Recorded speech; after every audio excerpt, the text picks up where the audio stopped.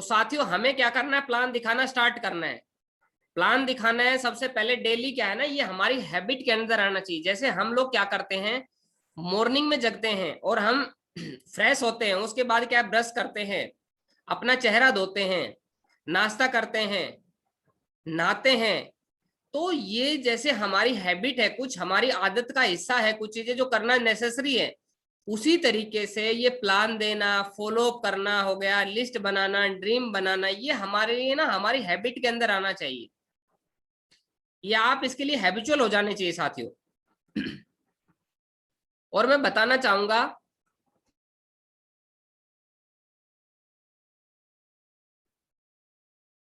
साथियों मैं बताना चाहूंगा कि आपको डेली प्लान दिखाने का मिशन लेना है कि कम से कम एक प्लान तो आपका होना ही चाहिए। मिनिमम 1 प्लान होवे, डेली होवे। चाहे फिर यदि आपको कोई नहीं मिल रहा है ना, तो आप गली में जो आपका टोमी है, आपके घर में कोई टोमी है, डॉगी है, कुत्ता है, तो उसको पकड़ो, एक 5 रुपए का बिस्किट का पैकेट लेके आओ और उसको एक एक बिस्किट डालो और उसके पास बैठो आराम से और उसको प्लान दिखाओ। बोलो देखो समझो, वो बिस्कुट खाएगा और आप समझाओ उसको, कंपनी ये करती है, कंपनी ये करती है, अब ये काम है, ये काम है। तो जब कोई ना मिले तो दिखाओ, आप डॉगी को दिखाओ। तो इससे क्या, कम से कम आपकी ना जुबान चलनी चाहिए, आपके आपका जो है ना शार्पनेस आ जाएगी। तो आपको भी कुछ दिन बाद समझ में आएगा। एक दिन डॉगी को प्लान दोगे, 2 दिन प्लान दोगे, तीसरे दिन प्लान दोगे, 4-5 दिन बाद आपको ऐसा लगेगा कि कैसा इंसान हूं मैं, मेरे को डॉगी मिल रहा है प्लान समझाने के लिए, इंसान नहीं रहेगा इस धरती पे। तो आपको खुद के ऊपर शर्म फील होगी। तो आप क्या करेंगे, आप प्लान करना स्टार्ट कर देंगे, आप अच्छे लोगों को पकड़ना स्टार्ट कर देंगे। तो प्लान दिखाना स्टार्ट करिए साथियों। आज पहला प्लान जब आप करेंगे, तो कोई जरूरी नहीं कि पहला प्लान आपका अच्छा होगा, कोई जरूरी नहीं कि दूसरा प्लान अच्छा होगा, लेकिन इतना जरूर है कि पहला प्लान जब करेंगे तो दूसरा प्लान के अंदर आपकी थोड़ी सी शार्पनेस आ जाएगी। तीसरा जब प्लान करेंगे तो पिछले 2 प्लान से थोड़ा और अच्छा हो जाएगा। और जब 10वां प्लान होगा तो आपके पिछले जो 9 प्लान है उनसे अच्छा प्लान हो जाएगा। और इसी तरीके से जब वो 100वां प्लान आप करेंगे तो पिछले 99 जो प्लान होंगे उनसे आपका अच्छा प्लान हो जाएगा। यानी कि जैसे जैसे आप प्लान करेंगे तो आपके अंदर शार्पनेस आती चली जाएगी। और अपलाइन पे डिपेंड मत रहो प्लान के लिए, बस ज्यादा से ज्यादा आपको अपलाइन से 5 प्लान दिखाने, बस 5 प्लान दिखवाने। लास्ट बता रहा हूं, मैक्सिमम 5 प्लान, उसके बाद तो खुद दिखाना शुरू करना है। अच्छा, यदि हम लोग प्लान नहीं देंगे तो हमारी टीम में प्लानर नहीं तैयार होंगे। और कभी भी डायरेक्ट सेलिंग इंडस्ट्री के अंदर बेचने की चिंता मत करो, आप बेचने वालों की चिंता करो। यानी कि आपकी टीम की चिंता करो, आपकी टीम में कितने लोग हैं जो प्रेजेंटेशन दे सकते हैं। माल तो बेच ही देंगे, जब 100 लोग सेल्स मतलब एक तरीके से सेलिंग करेंगे, प्रेजेंटेशन देंगे, तो क्या लगता है रिजल्ट बढ़ेगा नहीं बढ़ेगा? और जिस दिन 500 लोग यदि प्लान शो करना शुरू कर दिया, प्रेजेंटेशन देने लग गए, तो रिजल्ट और बढ़ जाएगा। और जिस दिन 1000 लोग हो गए तो उतना ज्यादा और रिजल्ट बढ़ जाएगा। यानी कि बेचने की चिंता नहीं करनी, आपको बेचने वालों की चिंता करनी कि मेरी टीम में कितने लोग हैं जो प्रेजेंटेशन दे रहे हैं। अब जिन जिन का रिजल्ट आ रहा है, जिन जिन के चेक बढ़ रहे हैं, वो आप देख लीजिए कि उनकी टीम के अंदर ना ज्यादा से ज्यादा प्लानर है।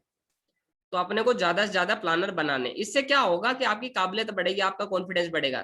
देखो कभी भी याद रखना, जब आप प्लान देते हैं या फॉलो अप करके आते हैं फील्ड में, जब आप मेहनत करते हैं, तो उस दिन आपका ना कॉन्फिडेंस लेवल बहुत हाई मिलेगा।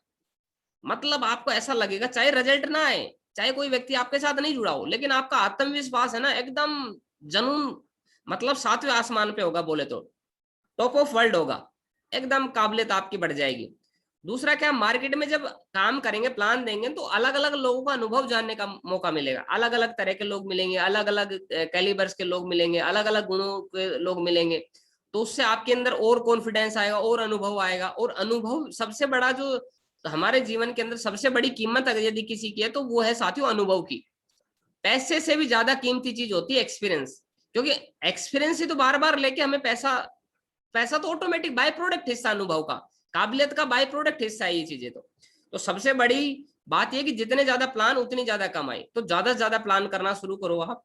आज के बाद मुझे पूरा भरोसा है कि सभी लोग आप प्लान देना स्टार्ट कर देंगे, अपलाइन पे डिपेंड नहीं रहेंगे, अपलाइन का इंतजार नहीं करेंगे कभी भी। और देखो, प्लान देने के लिए ना कोई जरूरी नहीं कि आप हर सब चीज आपके पास होवे, आप पन्ने पे भी प्लान दिखा सकते हैं। यदि टूल किट नहीं है अभी आपके पास तो पन्ने पे प्लान दिखा सकते हैं, मोबाइल के अंदर पीडीएफ उससे प्लान दिखा सकते हैं आप, किसी चीज से प्लान दिखा सकते हैं आप। और आपका प्लान ऐसा होना चाहिए कि यदि 2 मिनट कोई कहे तो 2 मिनट में भी आप प्लान समझा सके, और कोई बोले मुझे 1 घंटे तक प्लान समझाना है तो 1 घंटे प्लान समझा सके। मतलब इतने काबिल बनना है आपको कि अपने बिजनेस को 2 मिनट में समझा सके प्लान को। तो साथियों प्लान करना शुरू करें, मुझे भरोसा करेंगे। और जब हम प्लान करना स्टार्ट करेंगे साथियों तो क्या होगा देखते हैं आगे।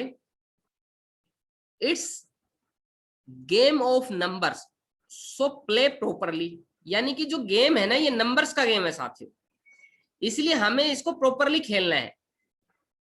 Do more and more plan to become a good planner. ज्यादा से ज्यादा प्लान देने से हम एक अच्छा प्लानर बनेंगे, अच्छे प्रेजेंटेशन दे पाएंगे हम। और हमेशा ध्यान रखिएगा कि एक रेशो है, एवरेज का जो नियम होता है, एवरेज का जो प्रिंसिपल है, वो धरती के कहीं पे भी चले जाए वो काम करेगा ही करेगा, कहीं पे भी आप प्लान दें। तो मार्केट के अंदर यदि 100 लोगों का आप प्लान दिखाएंगे तो रिजल्ट आपका 35% आता है। मान लीजिए यदि 100 लोगों का आप प्लान दिखाते हैं, यानी 100 लोगों को बिजनेस के बारे में जानकारी देंगे तो 35 लोग जुड़ेंगे। मार्केट का रेशियो आज का कि मिनिमम 35 लोग तो जुड़ेंगे जुड़ेंगे आज। चलिए यदि हम इन 35 लोगों को देखते हैं, 100 लोगों को, सॉरी 100 लोगों को यदि हम 10 साल में प्लान दें, यानी कि 100 लोग हैं हमारी लिस्ट डायरी के अंदर, हमारे जानकार 100 लोग हैं और उनको हम 10 साल लगाए प्लान देने में, तो क्या लगता है कितना रिजल्ट आएगा? 35 ही लोग जुड़ेंगे उनमें से, यानी 35% रिजल्ट आएगा। और उन्हीं 100 लोगों को यदि हम 5 साल में बिजनेस का प्लान दिखाएंगे तब भी 35 ही लोग जुड़ेंगे, यानी 35% रिजल्ट आएगा। 100 लोगों को यदि 1 साल में बिजनेस बताएंगे तब भी 35%, यानी 35 ही लोग जुड़ेंगे। 100 लोगों को यदि 6 मंथ में दिखाएंगे तब भी 35 ही लोग जुड़ेंगे। और उन्हीं 100 लोगों को यदि 1 महीने में दिखाएंगे तो भी 35 ही लोग जुड़ेंगे। और उन्हीं 100 लोगों को यदि हम 15 दिन में प्लान दिखाएंगे तब भी 35%, यानी 35 लोग जुड़ेंगे। और उन्हीं 100 लोगों को यदि 100 पीपल को यदि हम 1 दिन में प्लान दिखा दें तब भी 35 ही लोग जुड़ेंगे, क्योंकि रेशो उतना ही निकलना है। और यदि उन्हीं 100 लोगों को हम जूम मीटिंग में या कहीं वेन्यू में इकट्ठा करके, कहीं मीटिंग रूम में बुला के उन 100 लोगों को यदि 1 घंटे में हम समझा दे, बिजनेस की जानकारी दे दे, तब भी उनमें से 35 लोग जुड़ जाएंगे हमारे साथ में। यानी कि जितना दूध हम मत्थन करेंगे दूध से तो उतना ही तो क्रीम निकलना है, जितने तिल कूटेंगे हमेशा तेल ना उतना ही निकलता है। यदि मान लीजिए 1 kg तिल है और उससे तेल निकलता है 100 ग्राम, तो यदि आप उनको धीरे धीरे आप उनको कूटो, धीरे धीरे तेल निकालो तब भी 100 ग्राम ही निकलेगा, फास्ट निकालोगे तब भी उतना ही निकलेगा। यदि तेल बढ़ाना है तो हमें क्या करना पड़ेगा? तिल बढ़ाने पड़ेंगे। सेम इसी तरीके से साथियों यदि हमें रिजल्ट ज्यादा बढ़ाना है तो हमें प्लान ज्यादा बढ़ाने पड़ेंगे। तो जितना ज्यादा रिजल्ट, जितने ज्यादा प्लान उतना ज्यादा रिजल्ट, तो ज्यादा से ज्यादा प्लान करिए। अब क्या लगता है, आप क्या मानते हैं कि जो आपकी 100 लोगों की लिस्ट है उनको कितना दिन में हमें बिजनेस का प्रेजेंटेशन देना चाहिए? 1 साल लगाना चाहिए क्या, या 1 महीने में दे देना चाहिए, 1 घंटे में? तो जितना जल्दी हो ना उतना जल्दी आप उनको समझाइए। तो ये रिजल्ट है, इस पे आप इंतजार मत करिए। दूसरा, अब अगला चैप्टर आता है हमारा फॉलो अप। फॉलो अप क्या होता है? जिन लोगों को हमने प्लान दिखाया है उनके मन में उठने वाले सभी सवालों का जवाब देना ही फॉलो अप कहलाता है। यानी कि जिन लोगों को हमने बिजनेस का प्रेजेंटेशन दे दिया है, चाहे वो वेन्यू के अंदर आए हो या फिर हमने 1-to-1 समझाया हो या हमारे सीनियर के माध्यम से हमने प्लान दिखाया हो, और उन लोगों को उनके मन में सवाल उठेंगे, ये स्वाभाविक है, नेचुरल है। आपने भी बिजनेस देखा था तो आपके मन में भी सवाल उठेंगे। और हमेशा ध्यान रखिए यदि किसी कोई ऐसा व्यक्ति आपको मिलता है कि जिसको आप बिजनेस दिखाते हैं और सवाल पूछता ही नहीं वो आपसे, और वो बोलता है कि अच्छा अच्छा क्या क्या है आपकी कंपनी में, अच्छा ये भी आपकी कंपनी में, अच्छा आप तो पेस्ट भी बेचते हो, आपके वहां तो मोरिंगा भी, अच्छा मोरिंगा 500 प्रकार की बीमारी को खत्म करता है, अच्छा नोनी फल भी है, अच्छा डॉक्टर एपीजे अब्दुल कलाम साहब ने नोनी को धरती का संजीवनी बूटी बताया है, अरे वाह ये तो बहुत गजब के प्रोडक्ट है, बहुत अच्छा प्रोडक्ट, अच्छा कितने रुपए लगेंगे जुड़ने के लिए, अच्छा इतने रुपए लगेंगे, अच्छा ये काम करना पड़ेगा। यदि मतलब कोई भी सवाल नहीं उठा रहा आपके प्लान पे तो इसका मतलब समझ लीजिएगा कि वो व्यक्ति कभी नहीं जुड़ेगा, क्योंकि जुड़ने वाला ही सवाल उठाएगा, जुड़ने वाला ही हमेशा सवाल करता है, ना जुड़ने वाला कभी भी सवाल करता ही नहीं है। यानी कि खरीदने वाला ही हमेशा क्वेश्चन करता है। आप कभी भी मार्केट में खरीदने के लिए गए तो बताइए सवाल करते हैं नहीं करते खरीदने से पहले? और हम ना फालतू के सवाल करते हैं कई लोग तो। जैसे मान लीजिए आपको केला खरीदना, तो हम कैसे सवाल करते हैं, भाई साहब कितने रुपए दर्जन केला दिया है? तो बोलेगा कि भाई साहब 50 रुपए दर्जन दिया गया। 50 रुपए दर्जन? भाई साहब अभी तो पीछे छोड़ के आए हूँ, इससे अच्छे केले थे, 40 रुपए दर्जन छोड़ के आए हूँ, क्या बात कर दिया आप 50 दे रहे हो? तो मतलब वो क्या सवाल पूछेगा? फिर वो अगर अच्छा बंदा होगा, जो फ्रूट वेंडर अगर अच्छा हुआ, जवाब देने वाला अच्छा सेल्समैन हो, तो क्या बोलेगा, भाई साहब फिर जाके आप वहीं से ले लो आप, इससे मैं मान ही नहीं सकता इससे अच्छे केले होंगे। क्योंकि आजकल क्या है ना, वैसे सीजन का टाइम है, और आजकल तो केले 45 रुपए तो हमारे पास ही आ रहे हैं, तो 5 रुपए तो हमें बचने चाहिए। तो हमें लगा अच्छा अच्छा अच्छा अच्छा, भाई साहब देख लो, मैं आपका पुराना ग्राहक हूँ, सही सही लगा लो। मतलब कभी भी नहीं गए हम उसके पास खरीदने के लिए, लेकिन हम क्या बोल रहे हैं कि भाई साहब मैं आपका पुराना ग्राहक हूँ। और वो भी बहुत समझदार आदमी है, वो बोलता अच्छा हाँ बिल्कुल भाई साहब, आप तो पुराने ग्राहक आते ही रहते हैं मेरी दुकान पे, इसीलिए तो मैं आपको इतने सस्ते लगा रहा हूँ 50 रुपए, नहीं तो भाई साहब मैं तो 55-60 रुपए बेच रहा हूँ। आपके मैं तो शक्ल देख ली थी पहले आते समय ही, कि ये भाई साहब तो यहीं से खरीदता है हमेशा। मतलब वो हमें, हम सोच रहे हैं हम उसे बना रहे हैं और वो हमें बना रहा है। सही है, तो क्या होता है, खरीदने वाला सवाल पूछता ही पूछता है। फिर बोलेंगे अच्छा फिर भी देख लो, कुछ सही लगा लो, फिर भी क्या क्या रेट सेट हो सकता है, फिर भी कुछ कम हो। बोलो भाई साहब देखो कोई गुंजाइश नहीं है, देख लो भाई साहब, फिर मैं आगे से ही ले लूँ, कोई बात नहीं भाई साहब आप आगे से खरीद लो, जहां आपको अच्छा मिले वहां से खरीद लो। फिर हम धीरे धीरे चलेंगे और देखेंगे कि बुलाता है नहीं बुलाता है ना, फिर वो बुलाएगा हमें, या तो मतलब नहीं भी बुलाएगा तो भी हम बुलाएंगे, अच्छा भाई साहब थोड़ी देर में, अच्छा ये बताओ, चलो छोड़ो यार दे दो अब, खाने ही तो यार केले, तो देखो बच्चे परेशान हो करेंगे नहीं तो लेके ही जाने हैं तो हम ले लेंगे। तो कहने का मतलब है खरीदने वाला ग्राहक जो है ना हमेशा सवाल पूछता है, ना खरीदने वाला कभी भी सवाल पूछता नहीं है, जो सवाल नहीं पूछता वो कभी भी नहीं खरीदेगा, ये ध्यान रखना। तो इसको बोलते हैं फॉलो अप करना, यानी कि मन में उठने वाले सवालों का जवाब देना, उसको बोला जाता है फॉलो अप। तो कितने घंटे में करना चाहिए? यदि वेन्यू के अंदर आया है कोई व्यक्ति, वेन्यू के अंदर कोई गेस्ट आया है हमारा, और या हमने 1-to-1 समझाया उसको, तो 24 से 48 घंटे के अंदर अंदर हमें उससे दोबारा मिलना है और उसका फॉलो अप करना है। कई लोग क्या करते हैं, प्लान दिखा दिखा के छोड़ देते हैं, प्लान दिखाया छोड़ दिया, प्लान दिखा, दोबारा उससे बात ही नहीं करते हैं। और कई लोग तो ऐसे हैं कि एक बार मना कर दिया किसी दोस्त ने, तो बोलते कि इस दोस्त ने तो जिंदगी में कभी भी दोबारा इसको फोन ही नहीं करूंगा, ये तो मेरा खास रिश्तेदार था, खास दोस्त था, इसने मना कैसे कर दिया मेरे को, इसकी हिम्मत कैसे हो गई मेरे को मना करने का, इससे तो मैं नंबर डिलीट मार देता हूँ, इससे कभी बात नहीं करूंगा। तो ऐसी गलती नहीं करनी भूल के भी, क्योंकि हम सेल्स के बिजनेस में हैं, हमें फॉलो अप करते रहना है। सही है, मैं फॉलो अप के ऊपर एक कहानी सुनाता हूँ आपको, कैसे फॉलो अप कर रहे हैं। कि एक इंश्योरेंस एजेंट था, और वो इंश्योरेंस बेचने के लिए एक अपने जानकार व्यक्ति के पास जाता है, दुकानदार होता है शॉपकीपर, उसके पास जाता है कि भाई साहब एक इंश्योरेंस की पॉलिसी खरीद लो ना मुझसे। बोलता है मुझे इंश्योरेंस नहीं करवाना, मुझे इंश्योरेंस की जरूरत नहीं है। फिर दूसरे दिन जाता है, भाई साहब वो इंश्योरेंस खरीद लो ना। बोले यार आपको बताया था कल, मैंने बोला था इंश्योरेंस नहीं खरीदना, फिर पीछे पड़ रहे हो। मैं नहीं खरीदूंगा, जाओ भाग जाओ यहाँ से। फिर थोड़े दिन बाद, फिर 2-4-10 दिन बाद फिर पहुंच जाता है, वो भाई साहब इंश्योरेंस की पॉलिसी करवा लो ना एक। बोला यार आप तो बड़े पागल हो, बड़े बदतमीज हो, आपको बार बार समझाए समझ में नहीं आता क्या, फिर वापस इंश्योरेंस इंश्योरेंस कर लो, इंश्योरेंस कर लो, चलो भाग जाओ यहाँ से, नहीं करवाऊंगा मैं। और 2-4 उल्टी सीधी गालियां बक देता है उसको, फिर चला जाता है बेचारा। फिर 10-15 दिन बाद फिर वापस लौट के आता है, भाई साहब बोले इंश्योरेंस ले लो ना, एक पॉलिसी करवा लो। बोला यार तू तो हद कर दी बेशर्मी की, कोई हद होती है, बड़ा बेशरम आदमी है।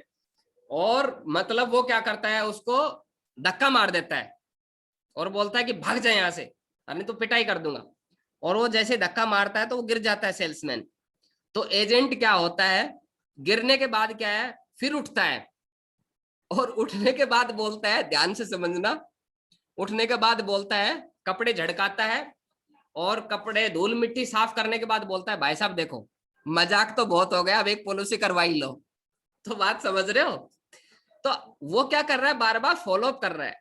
तो अपना अपने को इतना हार्ड फॉलो अप थोड़ी करना है, लेकिन कहीं ना कहीं पीछा नहीं छोड़ना है, अपने को बार बार फॉलो करते रहना, और 24 से 48 घंटे के अंदर अंदर फॉलो करेंगे तो ज्यादा रिजल्ट आने के चांस है। जैसे मान लीजिए मैं आपको बताती हूँ कि कोई धातु है, चाहे लोहा, पीतल, तांबा, कांसे, कांच हो गया ना, कोई भी धातु है, उस धातु को यदि हमने भट्टी में गर्म कर दिया, गर्म, और उसको पिघला दिया, और एक साँचा है, साँचा, यानी कि उससे हम कुछ ना कुछ आकृति देना चाहते हैं, तो वो जो मेटल है, कोई भी मेटल ले लीजिए आप, मान लीजिए आयरन है, लोहा है, और वो भट्टी के अंदर पिघल गया, और पिघलने के बाद हम उसको सांचे में ढालेंगे, डाल देंगे, तो वो आकार, आकृति बन पाएगी, उसकी शेप बन पाएगी, जो शेप हम चाहते हैं तब बन पाएगी। या हम उस भट्टी से निकालने के बाद थोड़ी देर छोड़ दें उसको, और फिर सांचे में डाल दे, तो क्या डल जाएगा? ठंडा हो जाएगा। फिर वो मेटल ठंडा हो जाएगा, उसके बाद क्या होगा? वो तो ऑलरेडी आकार ले चुका होगा। तो सेम इसी तरीके से जब हम किसी भी व्यक्ति को प्रेजेंटेशन देते हैं, बिजनेस के बारे में समझाते हैं, तो पूरी तरीके से वो फेडअप होता है, गर्म होता है वो, और जैसे ही हम उसको किसी भी आकृति में डालेंगे, जो भी बात हम उसको समझाएंगे उसको समझ में आ जाएगी। लेकिन यहाँ ध्यान रखने की वाली वाली बात यह है कि हम लोग क्या करते हैं, 24 से 48 घंटे में वो के बाद जाएंगे तो ठंडा हो जाएगा, फिर रिजल्ट आने के चांस ना, कोई गारंटी नहीं कि रिजल्ट आए या ना आए, जुड़ भी सकता है हमारे साथ और नहीं भी जुड़ सकता है। तो हमेशा याद रखिए 24 से 48 घंटे के अंदर अंदर मिनिमम हमें फॉलो करना ही करना है। अब चलिए आगे समझते हैं फॉलो को। तो स्टैटिक्स है about importance of follow. Follow के बारे में क्या स्टैटिक्स है साथियों? जब हम पहली, यदि मान लीजिए हमने 100 लोगों को बिजनेस प्लान दिखाया, और 100 लोगों को पहली बार हमने कांटेक्ट किया, यानी जैसे हमने प्लान दिखाया तो तुरंत 2% लोग हमारे साथ तुरंत जुड़ जाएंगे, फर्स्ट टाइम में जुड़ जाएंगे। और सेकंड टाइम हम जब मिलेंगे, जैसे मान लीजिए 2% लोग जुड़ गए, यानी 2 लोग जुड़ गए, तो लगभग 98 लोग और बचे। तो फिर दोबारा जब हम उन सभी लोगों से दोबारा कांटेक्ट करेंगे तो 3% फिर और जुड़ जाएंगे उनमें से। फिर हम तीसरी बार फिर दोबारा उन लोगों से मुलाकात करेंगे, बचे हुए लोगों से, तो 5% रिजल्ट फिर हमारा आ जाएगा। और फोर्थ टाइम फिर हम कांटेक्ट करेंगे बचे हुए लोगों से, तो 10% लोग और जुड़ जाएंगे हमारे साथ में। यानी कि देखो, पहले बार में 2%, फिर 3% यानी कि 5, और फिर 5% यानी कि 10 यानी 10%, और प्लस में 10% यानी कि 20%। यानी कि first, second, third and fourth 4 बार हमने कांटेक्ट किया, और 4 बार कांटेक्ट करने के बाद हमारे पास में 20% लोग कनेक्ट हो जाएंगे। बच गए हमारे 80% लोग। तो 80% लोग जो है होते हैं, वो 5 से 12 बार हमें फॉलो करना पड़ेगा, यानी मिलना पड़ेगा, कांटेक्ट करना पड़ेगा, तब हमारे बचे हुए 80% लोग हमारे साथ जुड़ जाएंगे।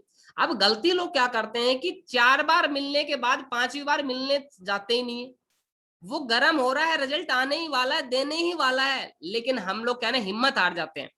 आपने कभी भिखारी आपके पास आया होगा भीख मांगने के लिए, देखा होगा आपने, तो वो क्या करता है, हमारे पास खड़ा हो जाता है, बोलता है, बच्चा हो या कोई भी हो, वो आता है हमारे पास, बोलता है कि भाई साहब दो ना, बड़ा गरीब हूं, बड़ी परेशानी है ना, वो अपना दो भी दुखड़ा है, रोता है, तो बताता है। तो हम क्या करते हैं, सोचते हैं, हमारे मन में विचार आता है कि इसको दे ना दे, फिर हमारे क्या है ना, जेब में हम एक बार बोलते हैं नहीं है पैसे, फिर वो फिर पीछा नहीं छोड़ता, भाई साहब दो ना।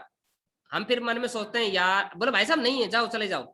फिर हमारे मन में चल रहा है खुले पैसे पड़े हैं कि नहीं पड़े हैं, फिर वो पीछा नहीं छोड़ रहा, भाई साहब दे दो ना। फिर हम सोच रहे हैं अच्छा 10 रुपए पड़े हैं, 10 कैसे दे दूं मैं इसको, ये तो ज्यादा हो जाएगा है ना, इनका तो काम ऐसे, मन में बहुत सारे विचार चलते होंगे। फिर आप जब वो बार बार रहता है तो लास्ट में क्या है ना, आप पैसा निकालने ही वाले थे, आपने पर्स पे हाथ रखने ही वाले थे, मतलब जेब, आपका हाथ जाने वाला था पर्स की तरफ, लेकिन जैसे ही पर्स की तरफ आप हाथ घुमाने वाले थे, इतनी सेकंड में क्या होता है, वो दूसरी तरफ मुंह मोड़ के और दूसरे बंदे की तरफ चला जाता है। यानी कि वो आपका फॉलोअप कर रहा था बार बार प्रेजेंटेशन देने के बाद, लेकिन और हम गर्म हो रहे थे, हम लोग रिजल्ट देने ही वाले थे, लेकिन हमने क्या किया, उसने क्या किया, वो मुड़ गया, तो उसका रिजल्ट नहीं आया। सेम उसी तरीके से साथियों, जब हम बार बार किसी से कोई चीज की डिमांड करते हैं, मांगते हैं, बार बार जब हम किसी चीज के पीछे हम बताते हैं, तो रिजल्ट तो हमारा आने ही वाला होता है, लेकिन कहीं ना कहीं क्या होता है, गलती हम ये कर देते हैं कि उससे मिलना बंद कर देते हैं। तो मेरी रिक्वेस्ट ये है कि आप ज्यादा से ज्यादा मिले, मतलब छोड़े ना। दूसरा क्या है, हमेशा फॉलोअप के लिए क्या तरीका है साथियों, एडिफाई यूर अपलाइन और डाउनलाइन। यानी कि जब भी आप फॉलो पे जाए तो या तो अपलाइन के साथ जाए या टीम के साथ जाए, प्लान करने भी जाए तो या तो अपने सीनियर के साथ जाए या अपनी टीम डाउनलाइन यानी टीम के साथ जाए। इससे क्या फायदा होगा कि या तो जब आप जोड़े के साथ जाएंगे, तो या तो आप बिजनेस अपलाइन के साथ जा रहे हैं तो अपलाइन से सीखेंगे, और टीम को साथ लेके जा रहे हैं तो टीम आपसे सीखेगी, टीम को सिखाएंगे। यानी कभी भी आपको अकेला नहीं जाना है। यदि कोई मजबूरी है तो आप अकेले जाइए, और कभी भी 5-7 लोग भी नहीं जाना किसी घर पे, वो भी गलत हो जाता है। तो साथियों, और जब भी जाए तो सबसे पहला काम आपको ये करना है कि अपलाइन जो है या आपकी टीम है उसको एडिफाई करना है। कोई जरूरी नहीं कि सीनियर के बारे में अच्छी बातें बताए, आप अपनी टीम के बारे में अच्छी बातें। देखो टीम और सीनियर जूनियरिटी क्या होती है साथियों? सीनियर जूनियरिटी कुछ नहीं होती है, सिर्फ हमारे बिजनेस को बताने के लिए सीनियर जूनियरिटी है। ऐसा भी हो सकता है कि कोई मार्केट के अंदर बहुत कामयाब पर्सनैलिटी आपके साथ में जुड़ जाए, क्योंकि बिजनेस है, आपने पहले बिजनेस की शुरुआत कर ली है तो आप पहले आ गए, तो इसका मतलब ये थोड़ी कि आप सीनियर हो गए उससे।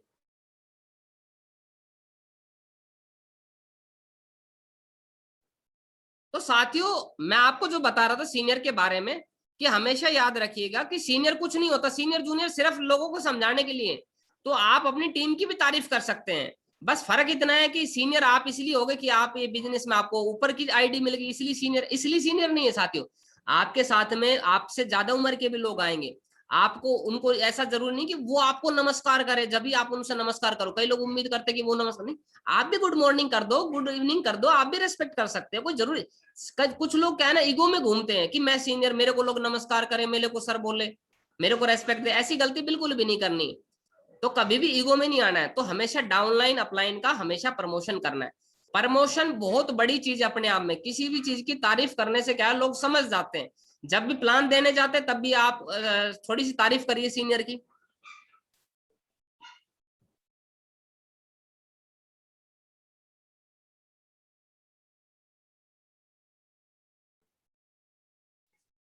तो साथियों, मैं आपको एक चीज बताना चाहता हूं कि सीनियरिटी का जो है टीम का हमेशा प्रमोशन करिए। जैसे मान लीजिए, सपोज कीजिए कि आपका कोई सीनियर है और आप उसको किसी से मिलवाना चाहते हैं। मान लीजिए आपका गांव का कोई सरपंच है और आप उससे उसको बिजनेस का प्लान दिखाना चाहते हैं।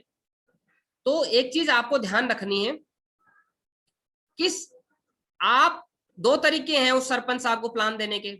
पहला तरीका तो यह है कि आपका कोई सीनियर बन गया तो आप उसको, आपका हक हो गया कि आप तो मेरे सीनियर है, आपको तो चलना ही पड़ेगा प्लान दिखाने के लिए। आप जबरदस्ती समझ सकते हैं, अपना अधिकार तो है, लेकिन साथ ही जबरदस्ती नहीं करनी हमें किसी को, किसी भी सीनियर के साथ में।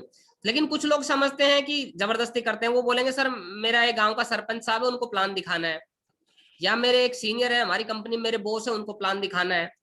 तो मान लीजिए सरपंच साहब है, आप उसको पास लेके गए कि सर मेरे एक सरपंच साहब है, उनको प्लान दिखाना है और शाम को आज 5 बजे उनसे मैंने टाइम लिया और चलेंगे। तो सरपंच साहब को अपने सीनियर के बारे में हमने कुछ नहीं बताया है, और हम जैसे उसके घर पे गए, सरपंच साहब घर पे थे ही नहीं। हमने कॉल किया सरपंच साहब को कि सरपंच साहब कहाँ हो आप? तो बोले कि भाई साहब मैं तो खेतों की तरफ आया हूँ, या मैं तो गांव में कुछ काम से आ गया। बोले भाई साहब 5 बजे आपने टाइम दिया था। अरे बोलो मैं तो क्या है ना, दिमाग से उतर गया, और चलो मैं आता हूँ, 1 घंटा लगेगा मुझे। तो वो 1 घंटे बाद आता है, तब तक हम इंतजार करते रहेंगे। उसके बाद हम क्या है, जैसे सरपंच साहब आता है तो हम लोग गलती क्या करते हैं, मान लीजिए प्रमोशन देखो कैसे करते हैं कि सरपंच साहब के बारे में हम बता रहे हैं।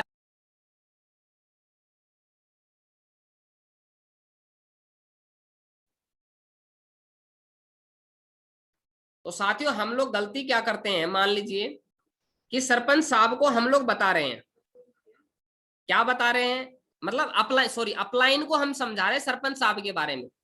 कैसे समझाते हैं हम लोग कि देखो सर ये हमारे गांव के सरपंच साहब है, और इस बार इलेक्शन में लगभग 500-600 वोटों से जीत मिली है इनको, बहुत ही जबरदस्त आदमी है।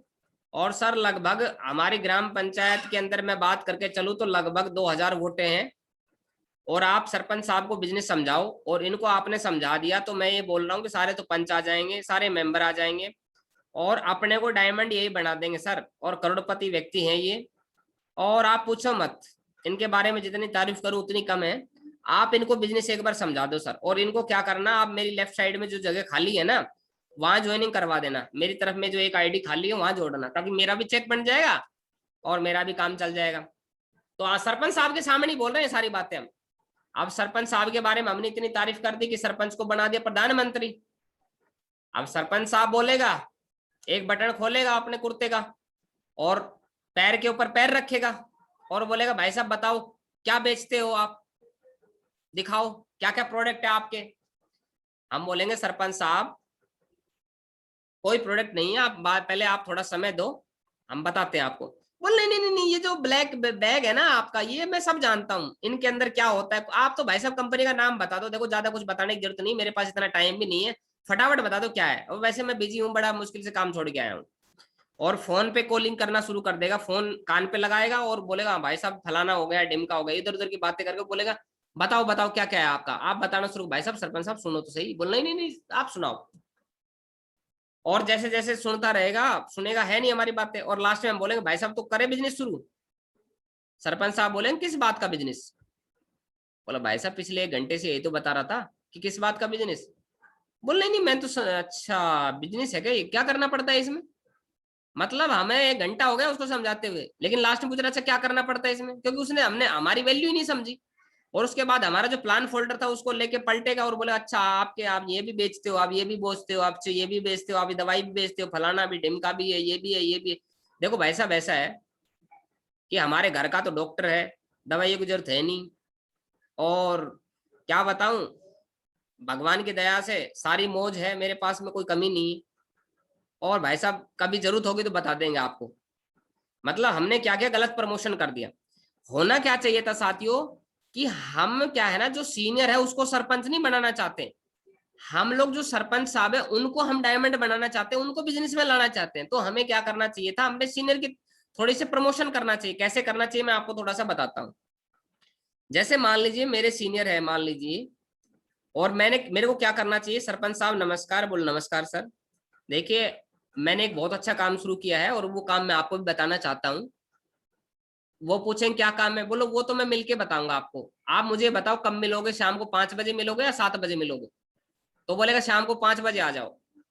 तो बोलो देखो उस काम को बताने के लिए क्या है, मेरे सीनियर है एक, वो बताएंगे और उस काम की पूरी गहराई जानते हैं, पूरी नॉलेज है उनको, और वो आपको पूरी जानकारी देंगे। लेकिन एक्चुअली क्या है, उनका समय थोड़ा बड़ा कीमती रहता है। तो आप मुझे ये बता दीजिए, एश्योर कर दीजिए कि जो 5 बजे आप टाइम बता रहे हैं मुझे पक्का 5 बजे ही मिलेंगे, या फिर कोई और टाइम है 6 बजे 7 बजे, तो वो टाइम दे दीजिए। क्योंकि हो सकता है सर आप बिजी ना हो, लेकिन मेरे जो सीनियर है वो बड़े बिजी हैं और उनका टाइम बड़ा कीमती है, आपका भी समय वैसे तो कीमती है सर। तो मैं नहीं चाहता कि आपका और उनका समय बेकार हो, तो ऐसा टाइम बता दीजिए ताकि आप और हम मुलाकात कर सके सही समय पे। तो मैं उनसे एक बार पूछ लूंगा कि आप पहले समय डिसाइड कर लीजिए कितने बजे मिलोगे। तो उन्होंने बोला कि चलो एक काम करो, तो फिर 6 बजे आ जाओ आप। 6 बजे का टाइम दे दिया सरपंच साहब ने। बोला सर ठीक है, मैं एक बार अपने सीनियर से और बात कर लेता हूँ कि 6 बजे उनके पास टाइम है कि नहीं। तो आप 6 बजे या 7 बजे सही रहेगा, 6 बजे के बाद, बोल हाँ 6 बजे के बाद 7 बजे आ जाओ, 6 बजे आ जाओ, कोई दिक्कत नहीं।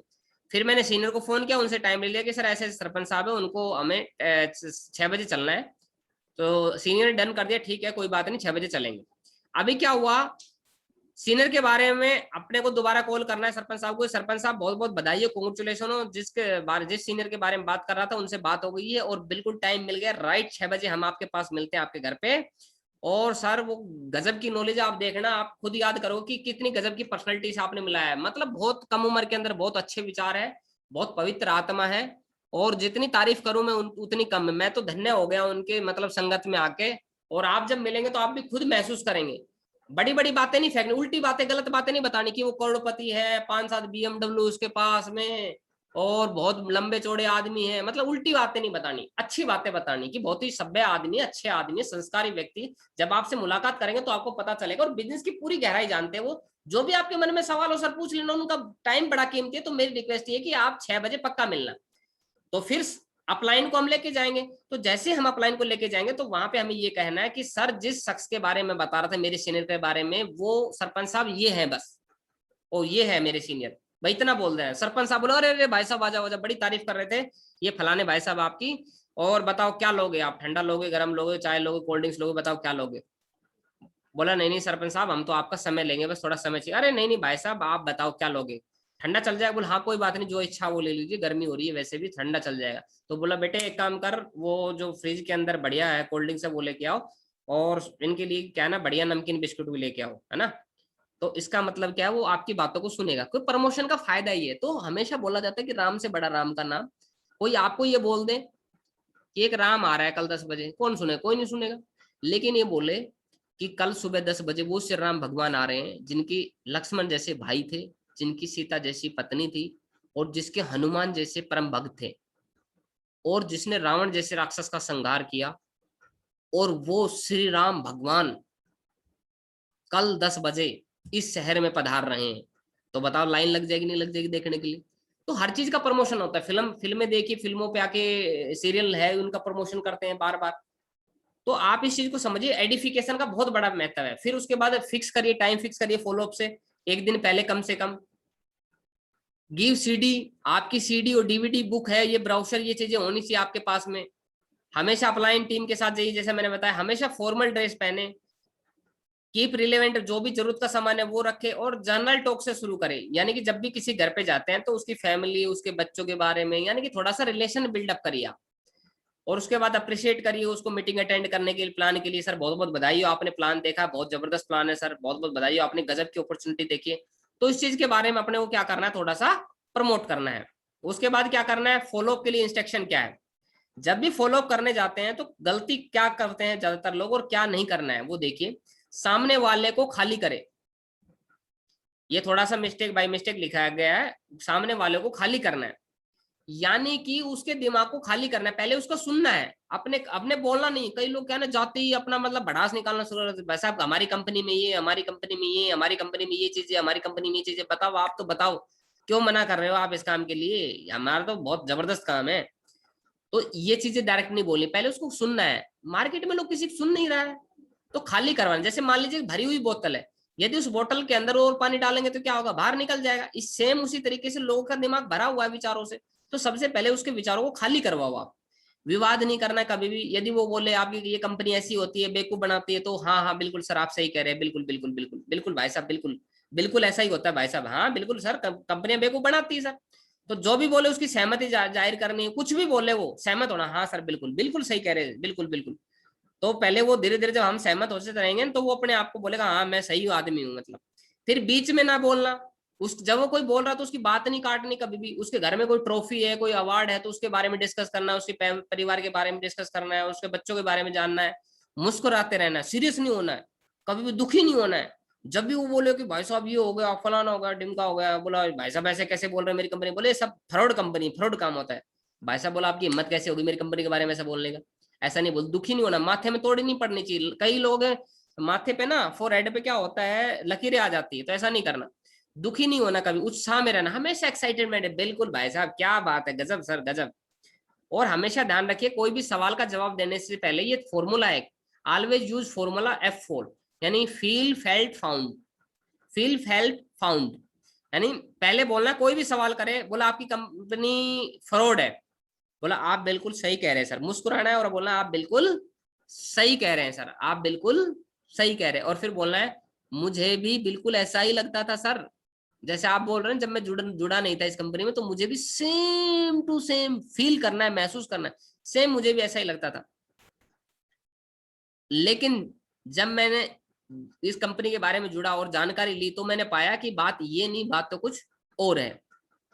तो हमेशा ये फॉर्मूले से आपको जवाब देना है। दूसरा क्या है, अपना 80% समय हमेशा नए प्लान में लगाना है, और 20% समय पुराने फॉलोअप करने में लगाना है। कई लोग क्या है ना, 5-10 बंदों को प्लान दिखा के उन्हीं के पीछे पड़ते रहते, रोज उन्हीं के पास जाते रहे, जाना है, लेकिन हमेशा जो आपका समय है दिन में, मान लीजिए आप 10 प्लान करते हैं, 10 लोगों से मुलाकात करते हैं, तो 8 प्लान नए होने चाहिए और 2 लोग क्या है फॉलोअप के होने चाहिए। यानी कि 80% जो आपका टाइम है वो कंज्यूम होना चाहिए नए प्लान में, नए प्लान में, नए प्लान में, और 20% समय देना है आपको पुराने फॉलोअप के अंदर। तो हमेशा इस चीज का ध्यान रखिए।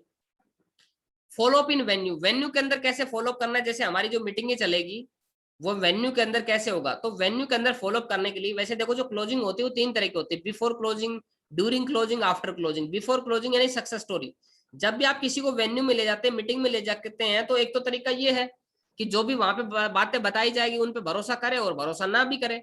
लेकिन जब हम मीटिंग से पहले लोगों को ये बातें बताते हैं, समझाते हैं कि भाई साहब आज जब हम मीटिंग में जाएंगे तो ऐसी पर्सनैलिटी से मुलाकात करवाऊंगा मैं आपकी, जिसको मतलब आपके जैसे ही डॉक्टर साहब हैं या आपके जैसे इंजीनियर है, लेकिन जब आप उनसे मुलाकात करेंगे ना, तो आपको समझ में आएगा कि यार जब मेरे जैसा ये व्यक्ति सफल है, कामयाब है, तो मैं क्यों नहीं हो सकता हूँ। और बहुत अच्छी अर्निंग कर रहे हैं। यानी रास्ते के अंदर एक तो तरीका ये कि फालतू बातें कर सकते हैं आप मीटिंग में ले जाते समय लोगों से, और दूसरा क्या है, अच्छी बातें कर सकते हैं और कॉमन रेपो करवाना है। तो सफलता सफलता की स्टोरी सुनानी है जाते समय, मीटिंग में ले जाते समय, और कॉमन रेपो करवाना है। जैसे मान लीजिए जो हमारा संडे को प्लान होता है, अभी ये जूम के ऊपर हम प्लान करते हैं, अब 8 बजे कल रात को 8 बजे होगा।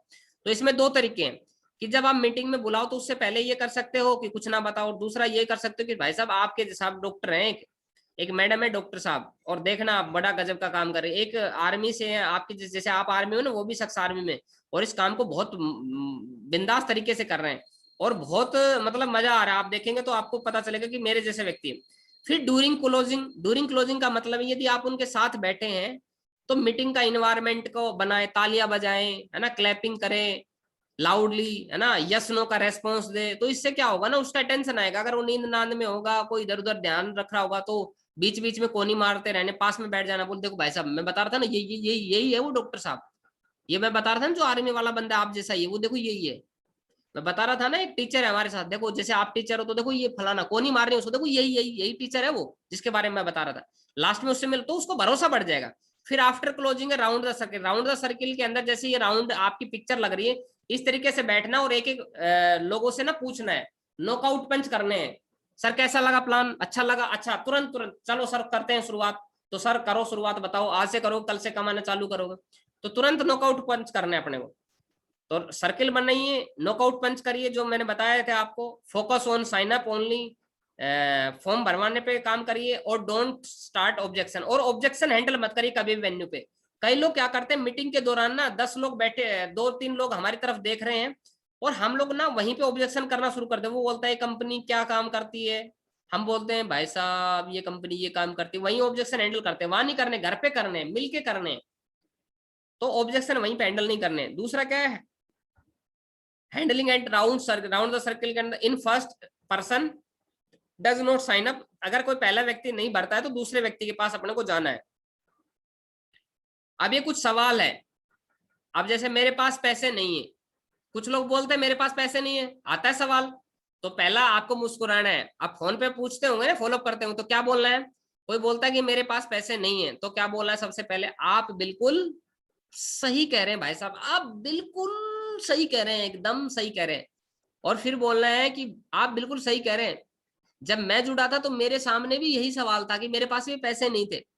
लेकिन भाई साहब आप ये बताओ, आज आपके पास, प्लीज बुरा मत मानना, मैं एक सवाल पूछूं आपसे, बोलो पूछो, कि आज आपके पास पैसे नहीं है, वैसे क्या काम क्या करते हो आप, बोलो मैं जॉब करता हूँ, ये करता हूँ। भाई साहब आप ये बताओ, आज 5-10 हजार रुपए की जरूरत है आपको इस बिजनेस में लगाने की, और वो नहीं है, लेकिन खुदा ना खास्ता मान लीजिए हमारे घर में कोई इमरजेंसी आ जाए, या कहीं हमने टूर वूर पे जाना पड़ गया और 10,000-20,000 की जरूरत पड़ेगी, तो उस कंडीशन में हम क्या करेंगे बताओ।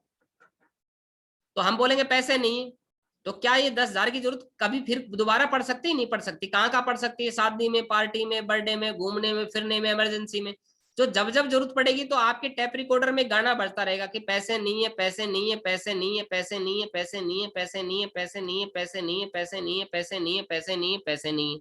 और दूसरा तरीका ये है कि एक बार जुगाड़ कर लो, क्योंकि बार बार जुगाड़ करने से अच्छा है कि एक बार जुगाड़ कर लो और बिजनेस शुरू कर लो, और 1 साल 3 महीने 6 महीने काम कर लो हमारे साथ, और जब जब जरूरत पड़े पैसे की तो फिर बोलो पैसे हैं, पैसे हैं, पैसे हैं, पैसे हैं, पैसे हैं, पैसे हैं, पैसे हैं, पैसे हैं, पैसे हैं, पैसे।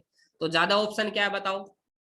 तो दोस्त शुरू करते हैं बिजनेस को तो पैसे नहीं है, ये कोई बहुत बड़ा क्वेश्चन नहीं है, आप शुरुआत कर सकते हैं इस बिजनेस की, बहुत छोटा सा अमाउंट है, बहुत बड़ी बात नहीं है। तो ये सवाल क्लियर कर सकते हैं। कोई बोलता है मेरे पास समय नहीं है, तो बोलना है बिल्कुल भाई साहब आपके पास समय क्यों नहीं है आज, बोले यार मैं यहाँ बिजी रहता हूँ। तो भाई साहब क्या लगता है, एक बुरा मत मानना, लेकिन एक बात मैं पूछना चाहता हूँ कि आपके पास पैसे तो बहुत होंगे। बोला हाँ पैसे की तो कोई कमी नहीं है। तो बोलो भाई साहब दे दो मुझे 2-4 लाख रुपए, मुझे जरूरत है, मैं लौटा दूंगा आपको। तब समझ में आएगा कि 10,000 रुपए भी नहीं है उसके पास में। तो भाई साहब आज आपके पास पैसे भी नहीं है और आज आपके पास समय भी नहीं, फिर क्या काम कर रहे हो, बुरा मत मानना। मेरे को भी सेम ऐसे ही लगता था कि मेरे पास समय नहीं, लेकिन जब मैं इस बिजनेस में आया और गहराई में गए तब मैंने पाया कि एक्चुअली आदमी को क्या है ना, बिजी रहने का शौक नहीं होता है, पैसे कमाने का शौक रहता है। लेकिन बिजी वो इसलिए रहता है क्योंकि उसको पैसे कमाने हैं। लेकिन यदि जिस काम से हम बिजी रह के पैसे नहीं कमा रहे हैं तो हमें रास्ता बदलने की जरूरत है, क्योंकि इतने दिन में ना तो हमारे पास समय है और ना पैसा है। तो आप तरीके से जवाब दे सकते हो। और दोस्त कभी ना कभी आप जीवन में समय चाहते हैं, नहीं चाहते हैं, बिल्कुल समय चाहते हैं, बच्चों के लिए समय चाहते होंगे, बीवी के लिए समय चाहते होंगे, परिवार के, तो कब कब समय चाहेंगे। तो यदि आप वही गाना बजता रहे कि समय नहीं है, समय नहीं है, समय नहीं, समय नहीं, लेकिन एक बार लगाइए यहाँ पे समय ही समय होगा आपके पास में। और कोई जरूरी थोड़ी कि आपको ये काम करना है, अकेले करना है। आज आप अकेले करते हैं तो आप अकेले करते हैं, कल 2 लोग आते हैं तो वो आपका काम बांट लेते हैं 50-50%, फिर 4 लोग आ जाते हैं, फिर और आपका 25-25% बढ़ जाता है, फिर आपके आते हैं फिर 10-10, 12-12% वो लोग बांट लेते हैं। यानी जैसे जैसे टीम आपकी बढ़ती है वैसे वैसे आपका जो काम है, जो बिजनेस का जो काम है, वो टीम में डिवाइड हो जाता है। तो उस कुछ दिन के बाद ऐसा होगा कि आपकी 5-10 हजार की टीम होगी और आप बिल्कुल फ्री होंगे, समय ही समय होगा आपके पास में। तो सर करिए, मिलके शुरू करते हैं। और इस काम में ऐसा भी कोई जरूरी नहीं है, इस काम के अंदर आज आपके पास 1 घंटा तो आज कर लीजिए, कल आपके पास में 2 दिन के बाद 2 घंटे 2 दिन के बाद कर लीजिए। आपके पास 7 दिन तक बिल्कुल समय नहीं तो 7 दिन तक मत करिए, 7 दिन के बाद कोई छुट्टी उस दिन कर लीजिए। आपको लग रहा है ना ना मेरे पास तो रात को 12 बजे समय, तो रात को 12 बजे कर लीजिए। आपको लग रहा है नहीं 3 महीने तक तो मैं बिल्कुल बिजी हूँ, तो 3 महीने के बाद शुरू कर लीजिए। लेकिन जब भी आप इस बिजनेस को शुरू करेंगे तो हमेशा आपको क्या होगा, आपके नीचे आपको कुछ ना कुछ टीम का फायदा मिलेगा। तो सर शुरू करिए, मिलके बड़ा काम करते हैं। फिर वो बोलता है कि मैं 2 नहीं बना सकता, कुछ लोग बोलते हैं मैं 2 नहीं जोड़ सकता। तो आपको बोलना है, मुस्कुराना है, आप सर बिल्कुल सही कह रहे हैं, बिल्कुल सही कह रहे हैं, सेम मुझे भी ऐसा ही लगता था। लेकिन जब मैं गया बिजनेस के बारे में, जब मैंने जाना तो मुझे पता चला एक्चुअली कि यहाँ पे 2 बनाने नहीं है, बने बनाए जो मार्केट में घूम रहे हैं, हमें उनको तो कामयाब बनाना है बस। तो सर आप मुझे बताइए एक्चुअली, जैसे मेरे पास ये सवाल आया था एक बंदे का, मैंने बताया भी था कि एक बंदे ने मेरे से पूछा कि सर मैं लोगों को नहीं जोड़ सकता। तो मैंने उसको बोला कि सर मुझे लगभग 12 साल का समय हो गया, आप बताइए मुझे 3 महीने का समय होगा और मेरी इतनी टीम हो गई और मेरे साथ 10 लोगों की टीम जुड़ गई, तो क्या लगता है मैं भी आगे जोड़ नहीं पाऊंगा क्या? मेरे से भी नहीं जुड़ेंगे इसका मतलब, तो आपसे नहीं जुड़ेंगे? तो बोले नहीं नहीं आपसे तो जुड़ेंगे, क्योंकि आपको तो 15-20 की टीम होगी आपकी, आप 100 लोगों की टीम होगी आपकी। तो सर आप ये बताइए, मेरे से जुड़ेंगे तो आप अपने जानकारों को मुझसे मिलवा दीजिए। तो आपने तो बोला कि आप तो जोड़ सकते हैं, तो मैं आपके जानकारों को जोड़ दूंगा ना, आप मुझसे मिलवाना तो शुरू करिए। तो आप थोड़ी जोड़ सकते हैं, आपको थोड़ी जोड़ना, आपको तो मुलाकात करवानी है। बोलता है कंपनी भाग गई तो उससे पूछना है सर वैसे तो कंपनी भागती नहीं है, आप बिल्कुल सही कह रहे हैं कंपनी भाग गई तो, लेकिन आप मुझे बताइए कंपनी क्यों भागती है? कंपनी के पीछे 3-4 कारण होते हैं भागने के पीछे। नंबर 1 कारण, कंपनी कोई ऐसा प्रोडक्ट ऐसे प्रोडक्ट बेच रही जो मार्केट में जिनकी जरूरत ना हो। तो सर हमारी कंपनी लेटेस्ट ट्रेंड पे काम करते हैं, जो भी मार्केट के अंदर जो प्रोडक्ट होते हैं उनको लेके आती है। वेलनेस का ट्रेंड है, कब बताओ सेहत पे काम कब बंद हो जाएंगे, सेहत के प्रोडक्ट कब बंद हो जाएंगे? जब तक इंसान तब तक चलता रहेगा। दूसरा, कंपनी को प्रॉफिट ना हो रहा तो हमारे कंपनी के अंदर सारी चीज कैलकुलेटेड है, नुकसान की तो कोई बात नहीं है। नंबर तीसरी चीज ये हो सकती है कि कंपनी कोई इलीगल काम कर रही हो, तो मैं बताना चाहूंगा कि कंपनी पूरी भारत सरकार की गाइडलाइन को फॉलो करके काम कर रही है। तो ये 3-4 कारण हो सकते हैं। तो सर कंपनी लगातार काम चल रही है, प्रोग्रेस हो रही है। तो जब कंपनी क्यों बंद होगी बताओ? जब फायदा नहीं हो रहा होगा तो बिल्कुल बंद नहीं होगी। कंपनी पैसे कहाँ से देती, तो आप उसको समझा दो कंपनी कहाँ कहाँ से पैसे देती है, डिवाइड बता दो। वो जो 65% है कि कोई भी प्रोडक्ट बनता है लगभग 35 रुपए में बनता है और कस्ट ग्राहक को 100 रुपए में पहुंचता है, तो बीच का जो 65% पैसा है वो आपने देखा वो डिस्ट्रीब्यूटर, डीलर, रिटेलर के अंदर बटता है। तो जो हमारी कंपनी है वो 65% की जो कमाई है वो हमारे डिस्ट्रीब्यूशन को बांटती है। यह चैन सिस्टम है। तो आप बता दो चैन की पावर के सर, जो जो चैन के अंदर जुड़े हैं, जिसकी जितनी बड़ी चैन है वो उतने बड़े चैन से हैं, और जिसकी जितनी छोटी चैन है वो उतना बड़ा बेचैन है। तो आप बताओ कि एक्चुअली चैन सिस्टम नहीं है, ये एक टीम वर्क का काम है। और देखो सर आप एक बात बताओ, आप आपके दादाजी थे, बोला हाँ उनके दादाजी भी होंगे, बोला हाँ, बोलो उनके पिताजी हुए, बोला हाँ, बोला आपके पिताजी हुए, बोला हाँ, बोला आपके पिताजी के आप हुए, बोला हाँ, बोला आपके आगे भी होंगे नहीं होंगे, बोला हाँ। बोले जब ये चैन चलती आ रही तो बताओ आप और हमारी चैन क्यों नहीं चलेगी? है ना? तो बताना कि सर चैन, जिसके पास जितनी बड़ी चैन है उसको बता दो कि सर दूध वाला है, उसने भी कम से कम 150 लोगों की चैन बना रखी है, वो भी पैसे वाला है। एक परचून का दुकान वाला दुकानदार है, उसके मोहल्ले के अंदर 100 लोग उसके ग्राहक है, तो वो भी उसकी चैन है। आप जिस कंपनी के शर्ट पहन के बैठे हो इस कंपनी की कहीं ना कहीं चैन में आते हो, जिस कंपनी का मोबाइल यूज करो इस कंपनी की चैन में आते हो, जिस कंपनी के सिम आप इस्तेमाल करो उस कंपनी की चैन में आते हो, जिस कंपनी की आपने एसी लगा रखी उस कंपनी की चैन में आते हो, जिस कंपनी की गाड़ी यूज करते हो उस कंपनी की चैन में आते हो। तो सर मैं बताना चाहूंगा कि चैन के अंदर आने से पैसा नहीं होता, चैन में जुड़ने से गरीब होता है आदमी। लेकिन जो चैन बनाता है ना वो उतना बड़ा अमीर बनता है, कामयाब बनता है। तो सर क्या करना चाहिए? हमेशा लगातार किसी की चैन में जुड़ा रहना चाहिए, अपनी भी चैन बना लेनी चाहिए। क्या लगता है? आप तो उसी से पूछो सवाल ये मेरी हैसियत का काम नहीं है। बिल्कुल सही कह रहे हैं सर, आपकी हैसियत का काम नहीं है। तो आप एक बताइए, जब अमिताभ बच्चन, शाहरुख खान, सलमान खान 1 रुपए का नवरत्न पाउच बेच सकते हैं, तो बताइए क्या हमारी हैसियत उनसे भी बड़ी है? तो पहले तो ये बोल रहे हैं, आप बिल्कुल सही कह रहे हैं, मुझे भी ऐसे लगता था, है ना? ऐसी बहुत सारी कंपनी है, फिर अपनी कंपनी में उनकी कंपनी में कंपेरिजन करके बताओ कि हमारे सर यहाँ पे कंपनी में फंड नहीं है। बहुत सारे फंड नहीं बांट रखे, बहुत सारी कंपनी में अलग अलग तरह के फंड है, 20 तरह के फंड है। हमारा जो पैसा हमारा पूरा नहीं बढ़ता है। सारे के सारे प्रोडक्ट जेन्युइन है, लगातार है, कंपनी पूरा पैसे डिस्ट्रीब्यूट कर रही है। ऐसा कुछ नहीं होता है। तो उनको बताओ सफल लोगों का इतिहास बताओ, बोले सर ये देखो इतने लोगों के साथ हो रहा है, तो आप और हमारे साथ क्यों नहीं होगा? अगर ऐसा कुछ नहीं होता तो फिर इनके साथ भी नहीं होना था। तो ये सारे सवाल के जवाब दिए जा सकते हैं। प्रोडक्ट बहुत महंगे हैं, तो उनको बताओ सर प्रोडक्ट महंगे नहीं है, आप बताओ ये प्रोडक्ट वैसे कितने का होना चाहिए आपके हिसाब से? वैसे तो जो हमारा टूथपेस्ट है मान लीजिए 65 रुपए का, तो उससे बोलो सर हमारा टूथपेस्ट 65 रुपए का, आपके हिसाब से कितने का होना चाहिए? तो बोलेगा मेरे हिसाब से 40 रुपए का होना चाहिए। तो सर 40 रुपए का हो जाएगा, तो आप इस बात की गारंटी देते हो कि फिर महंगा नहीं बोलेंगे लोग? फिर भी सोच लो सर 40 रुपए का कर देंगे तो बोल नहीं नहीं 25-20 रुपए का होना चाहिए। बोलो सर आप इस बात की गारंटी देते हो कि 20 रुपए का हो जाएगा हमारा पेस्ट, तो लोग महंगा नहीं बोलेंगे, गारंटी देते हो पक्का इस बात की? बोला सर क्या बताएं? तो उसको समझा दो कि भाई साहब जब तक हिंदुस्तान के अंदर नीम की दातुन करने वाले लोग हैं, किक्कर की दातुन करने वाले लोग हैं, तब तक उनको महंगे लगते ही रहेंगे। क्या तो उनको बताओ कि एक्चुअली प्रोडक्ट महंगे नहीं है, हमारी इनकम नहीं है इसलिए हमें प्रोडक्ट महंगे लगते हैं। एक व्यक्ति आज 1 करोड़ की कार खरीद रहा है और एक व्यक्ति है एक साइकिल का टायर नहीं बदल पा रहा है, तो इसका मतलब कमी कहाँ पे है? एक व्यक्ति पेट्रोल पंप पे जाता है अपनी टंकी फुल करवा लेता है और एक आदमी बोलता है कि 50 रुपए का डाल दो, तो कमी कहाँ पे है? पॉकेट के अंदर कमी है या मतलब टंकी बड़ी कर दी वो बाइक सेम होने के बावजूद भी? तो साथियों मेन जो प्रॉब्लम है वो प्रोडक्ट की है, उनको बताइए आप। प्रोडक्ट की नहीं है, सॉरी, प्रोडक्ट महंगे नहीं है, एक्चुअली हमारी पॉकेट के अंदर इनकम नहीं है। तो साथियों बधाई हो अगर आपकी पॉकेट में इनकम नहीं है, तो इनकम कमाने का जरिया मैं बता रहा हूँ। और हमेशा आप जब जब आप यदि प्रोडक्ट को यहाँ से कोई ऐसा काम शुरू नहीं करेंगे, इनकम का जरिया नहीं बनाएंगे, तो हमेशा आपको प्रोडक्ट महंगे ही लगते रहेंगे। जब जब आप कोई चीज खरीदने जाएंगे तो हर बार आपको महंगे महंगे महंगा दिखता रहेगा, लेकिन आपकी जेब में जब पैसा अंदर जाएगा उस दिन के बाद आपको सारे प्रोडक्ट सस्ते लगने लग जाएंगे। क्योंकि जो ये प्रोडक्ट है, अगर मैं सलमान खान, शाहरुख खान या बड़े बड़े स्टार लोगों के पास लेके जाऊं जो अमीर लोग हैं, तो क्या बोलेंगे? यही बात बोलेंगे कि ये प्रोडक्ट महंगे? कभी नहीं बोलेंगे ये बात। फिर दूसरा अगला सवाल ये हो सकता है सब सब सफल क्यों नहीं होते? तो वो आप बता सकते हो सर कोई भी, आप बिल्कुल सही कह रहे हैं, लेकिन आप एक क्षेत्र बताओ, एक ऐसा क्षेत्र बताओ जिसमें सब लोग कामयाब हो जाते हो। तो कामयाबी इसीलिए नहीं होते हैं क्योंकि उसके लिए मेहनत लगती है, उसके लिए खून पसीना लगता है, उसके लिए पूरी पूरी डेडिकेशन लगता है, मीटिंग में आना पड़ता है, ट्रेनिंग में आना पड़ता है, सीखना पड़ता है, तब जाके कहीं कामयाबी मिलती है। तो आप ये जवाब दे सकते, मेरे रिश्तेदार ने भी किया था, तो उसको बताओ सर आपके रिश्तेदार ने आकर हमारी कंपनी में काम किया था क्या? बताओ यदि हमारी कंपनी में काम किया और कामयाब नहीं हो तो बताओ। फिर आपका रिश्तेदार ने काम किया तो सर मेरी बात करवा दो आपके रिश्तेदार से। मैं पूछना चाहूंगा आपके रिश्तेदार ने कितनी किताबें पढ़ी और कितने दिन काम किया है ना? कितनी ट्रेनिंग अटेंड की है, कौन कौन सी किताबें पढ़ी है, तो समझ, कितनी मीटिंग अटेंड की है, तो समझ में आ जाएगा। सोच कर बताता हूँ तो सर सोच के क्या बताएंगे?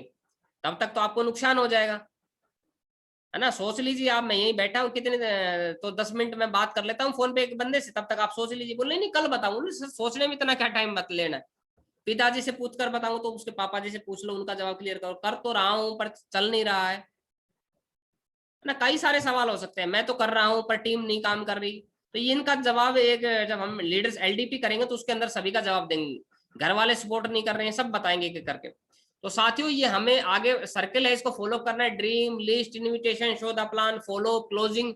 इस सर्किल को जितना हम घुमाएंगे, बार बार जितना हम घुमाएंगे, जितना घुमाएंगे, उससे क्या होगा, हमारा रिजल्ट बढ़ेगा लगातार।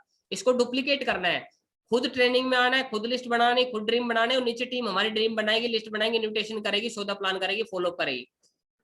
तो साथियों ये चैप्टर हमारा कंप्लीट होता है। अगला चैप्टर आता है जो आइडेंटिफाई लीडर, यानी कि लीडर की पहचान क्या है। अगर आपको अपनी टीम में एक सही लीडर को पहचानना है तो उसकी पहचान क्या है? तो उसकी पहचान ये है साथियों, attend all meeting and system, ready to use tools of system. यानी कि ऐसा लीडर हो जो हर ट्रेनिंग मीटिंग को अटेंड करता हो। आपकी टीम में आप चाहते हो ना कि आपको पता रहे कि ये अच्छा बंदा है नहीं है, तो उसको पहचानने का ये तरीका, ये 4 पैरामीटर है, आप उसको चेक कर लीजिए कि सबसे पहले वो मीटिंग ट्रेनिंग में आ रहा है कि नहीं आ रहा, वो सिस्टम की एक्टिविटी में यूज कर रहा है नहीं कर रहा है, तो आपको पता चल जाएगा वो कितना अच्छा लीडर है। दूसरा, रेगुलर जो कमिटमेंट दे रहा है फील्ड के अंदर अपलाइन को, उस टीम को, उसके साथ काम कर रहा है नहीं कर रहा है, कमिटमेंट के साथ। अपलाइन जो मिशन ले रहा है उसमें सहयोग कर रहा है कि नहीं कर रहा है, और क्या अपलाइन की वो रेस्पेक्ट करता है कि नहीं करता है, या मुंह चढ़ा लेता है अपलाइन को देखते बात करते समय। तो उससे पता चलेगा आपको कि एक लीडर है या नहीं है। जो हमेशा ऐसा व्यक्ति कोई रिजल्ट जो है वो दे रहा है कि नहीं दे रहा, प्रोड्यूस कर रहा है कि नहीं कर रहा रिजल्ट, और सिस्टम को डुप्लीकेट कर रहा है कि नहीं कर रहा अपनी टीम में नीचे। तो इससे आपको पता चल जाएगा कि वो लीडर है या नहीं है। तो ऐसे लीडर को आप पकड़ के रखिएगा, ऐसे कोर लीडर को आप अपने पास रखिएगा हमेशा। दूसरा क्या, नेटवर्क मार्केटिंग में अपनी टीम को कौन मोटिवेट रख पाएगा, जो ना सुनने से नहीं घबराएगा। अपनी टीम को वो मोटिवेट रख पाएगा हमेशा जो कभी भी, उसको कितने ही लोग मना कर दे, पूरी दुनिया मना कर दे, काम नहीं चलेगा नहीं चलेगा, फिर भी वो मतलब एकदम मोटिवेट रहे, ना से ना घबराए। और ना कभी चिपकती है क्या, आप बताओ। किसी ने बोला ना ना ना ना ना, और आपकी क्या है ना, एक कॉलर पे चिपक गई, एक गाल पे चिपक गई, एक आंख पे चिपक गई, दो चार सर में चिपक गई है ना, टांगों में, पैरों में, हाथों में चिपक गई, ना चिपकती क्या, मुझे समझाओ आप। कभी नहीं चिपकती ना। तो कुछ लोग क्या है ना को चिपका लेते हैं। तो चिपकाना नहीं, ना से घबराना नहीं है। जो किसी भी स्थिति में रिजल्ट निकाल कर दिखाता हो, मतलब चाहे लॉकडाउन हो, चाहे फील्ड हो, चाहे कुछ भी, कैसी भी कंडीशन हो, लेकिन हर परिस्थिति में वो रिजल्ट निकालता हो, बहाना नहीं बनाता हो। कई लोग ना बहाने बनाते रहते हैं, सर मेरे साथ ये दिक्कत, सर ये दिक्कत, ये परेशानी, ये परेशानी। मतलब वो इतने बेचारे, बेचारा भिखू, हमारे कहा स्टोरी थी, बेचारा भिखू बने रहते हैं वो। मतलब वो रोना रोते रहते, जिंदगी का, परेशानी का, घर का, सर मेरे साथ ये दिक्कत, ये दिक्कत किसके साथ नहीं है भैया। ये जो धरती है, पृथ्वी लोक है, इसके अंदर सबके साथ दिक्कत है। सबके साथ दिक्कत मतलब चैलेंज है। हर व्यक्ति के साथ में कुछ, किसी के साथ में फैमिली को लेकर चैलेंज है, किसी के सामने बच्चों को पढ़ाई को लेकर चैलेंज है, किसी के सामने कुछ चैलेंज है, किसी के सामने कोई दिक्कत है। सारी परिस्थिति आपके पक्ष में थोड़ी है। तो कौन काम कर पाएगा जो ना से नहीं घबराएगा, जो बहाने नहीं बनाएगा और रिजल्ट निकाल के दिखाएगा, जो टीम की सफलता के लिए हमेशा तत्पर रहेगा। टीम को हमेशा वो मोटिवेट कर पाएगा जो टीम बोले कि सर मेरा प्लान करना है, बोलो बिल्कुल कोई बात नहीं, प्लान कर दूंगा, ज्यादा ना काना फूसी नहीं सुनेगा। और टीम बोले कि सर वहां फॉलोअप करना है, बोलो चलो फॉलोअप करना है। सर टीम बोले टाइम देना है, तुरंत टाइम देता हूं उनको। जो टीम की मदद करने, वो सिखाने के लिए रुचि लेता हो, वो टीम को हमेशा मोटिवेट कर पाएगा, वो उसकी टीम हमेशा मोटिवेट रहेगी। अब बात करते हैं सफल और असफल लोगों में क्या फर्क होता है साथियों। तो देखिए, जो सफल होते हैं वो फोन उठाकर खुद फोन करते हैं। सफल लोग क्या करते हैं, खुद फोन उठाते हैं और खुद फोन उठाकर खुद फोन करते हैं अपने सीनियर को, अपनी टीम को। लेकिन असफल आदमी क्या करता है, फोन की घंटी बजने का इंतजार करता है, कब घंटी बजेगी, कब घंटी बजेगी, कब घंटी बजेगी, अब सीनियर का कॉल आएगा, अब टीम का कॉल आएगा। ये सफल लोगों की पहचान है। कुछ लोग क्या, किसी भी काम को टालते नहीं है। जो सफल लोग होते हैं वो काम को टालते नहीं है और तुरंत करते हैं। लेकिन असफल आदमी क्या करता है, काम को आगे खिसका देता है। प्लान करना है कल कर लूंगा, फॉलोअप करना है कल कर लूंगा, और मजे करते रहते हैं। ये सफल व्यक्ति होता है। सफल व्यक्ति क्या करता है, वादा करके निभाता है, जुबान का ख्याल रखता है वो हमेशा, और पतली चमड़ी का होता है वो हमेशा। यानी कि जो उसको एक बार किसी सीनियर ने बोल दिया कि यार आपका रिजल्ट नहीं आ रहा, तो सीरियस हो जाता है कि यार मेरे सीनियर को देखो, अगर ये दोबारा बात ना बोल दे कभी कि सर आपका रिजल्ट नहीं आ रहा है, आपकी मतलब वो इतना सीरियस हो जाता है अपनी जुबान को प्रति। और जो जुबान दे देता है ना कि सर मैंने आज 5 सेल भेजूंगा, मैं 2 सेल भेजूंगा, तो किसी भी जान पे खेल के मतलब उसको पूरी करता है वो। और पतली चमड़ी का होता है। यदि किसी ने बोल दिया ना कि सर मतलब ये टीम ना बहुत कमजोर है और ये मतलब हमें हरा ही नहीं सकती, तो मतलब वो इतनी पतली चमड़ी का होता है कि अगले ही दिन उस दूसरी टीम को हरा देता है, कंपटीशन से बाहर कर देता है। और कई लोगों की इतनी जो असफल आदमी होता है ना, वो वादे करते हैं और भूल जाते हैं, और उनकी चमड़ी मोटी मोटी होती है, उनको बहुत चुभती नहीं। बोला सर छोड़ो ना, क्या है, बोले ये जीत तो रहे हैं, ये चीज तो कर रहे हैं। तो ऐसा नहीं है, पतली चमड़ी का बनना है। सफल आदमी जो है वो आप देख लीजिए क्या करना है। भाषण से प्रेरित होते हैं और कसम खाते हैं कि सर कर देंगे, फाड़ देंगे, आग लगा देंगे। लेकिन असफल आदमी क्या करता है, भाषण में तो गर्म हो जाता है एकदम, सर हर महादेव आग लगा, और कुछ घंटों बाद ठंडे, फिर वही कहानी उनकी। सफल आदमी क्या करता है, विरोध के बावजूद सफल होने का जज्बा होता है। यानी कि लोग मजाक उड़ा रहे हो, कुछ भी कर रहे हो, उसका परिवार, फैमिली उसको रोकने की चेष्टा कर रहा हो, परेशान कर रहा हो उसको, फिर भी वो सफल होता है, फिर भी हिम्मत रखता है सफल होने की। लेकिन असफल आदमी क्या है, विरोध होते ही कहानी चालू। बोले सर घर वाले मजाक बना रहे हैं, सर क्या करूं, सर यार दोस्त तो मना कर रहे हैं, सर ये परेशानी चल रही है, सर ये चैलेंज चल रहा है, लोग तो मेरे ये ऐसे ऐसे कर रहे हैं, सर मेरी कंपनी में तो सर लोग ना मेरा मजाक बना दिया, सर मैं सर क्या करूं, मेरे साथ के लोग दो दोस्त यार मेरे को चिढ़ाते रहते हैं ना। और विरोध होने का डर रहता है, और काम बंद कर देता तुरंत। मतलब एक दिन टाइल लगाएगा, दूसरे दिन इसकी पुंगी बनाई और रसोई में घुस जाएगा। तो ऐसा नहीं करना है अपने को। सफल होने का विश्वास होता है और हमेशा सफल हमेशा रहता है। मतलब एक सफल आदमी को हमेशा विश्वास रहता है और होके दिखाता है किसी की हिम्मत में। लेकिन असफल आदमी देखो क्या करता है, इनको लगता है कि मैं सफल नहीं हो सकता, और ना होते हैं। इनको लगता है पता नहीं मैं कामयाब हो पाऊंगा नहीं पाऊंगा, पता नहीं मेरी टीम बनेगी नहीं बनेगी। अपनी टीम को वीरता देना परिवार से भी अधिक। कुछ लोग ना जो सफल लोग होते हैं वो अपनी टीम को परिवार से, जो अपनी फैमिली है ना, उससे भी ज्यादा मतलब प्रायोरिटी देते हैं। कई लोग अपनी टीम को प्रायोरिटी नहीं देते, अपने परिवार को ज्यादा वैल्यू देते हैं। परिवार को वैल्यू देनी है, लेकिन साथियों कोई ज्यादा इमरजेंसी है तब वैल्यू देनी। लेकिन साथियों ड्यूटी फर्स्ट होनी चाहिए आपकी, हमेशा ध्यान रखिए, duty first, always duty first होनी चाहिए आपको। हमेशा क्या करना है, टीम, क्योंकि टीम को अगर प्रायोरिटी पे रखेंगे, टीम को ज्यादा समय देंगे, टीम को पहले समय देंगे परिवार से ज्यादा, तो एक दिन साथियों आप समय नहीं भी देंगे ना, तो आपके परिवार को हर कंडीशन में आपकी टीम संभाल लेगी, क्योंकि वो पैसा कमा के देगी, आपका बिजनेस सब कुछ आपको ऐसे इतना महान बना देगा यदि टीम को आप वरीयता देंगे तो। और ये क्या करता है, बाकी सब चीजों को प्रायोरिटी देगा लेकिन टीम को प्रायोरिटी नहीं देगा। टीम उससे समय मांग रही है, रो रही है, बोलो सर समय दे दो सर, हमारे फॉलो कर दो सर, प्लान कर दो सर, लेकिन वो मतलब मस्त है और परिवार के साथ घूम रहा है, फिर रहा है, आनंद ले रहा है।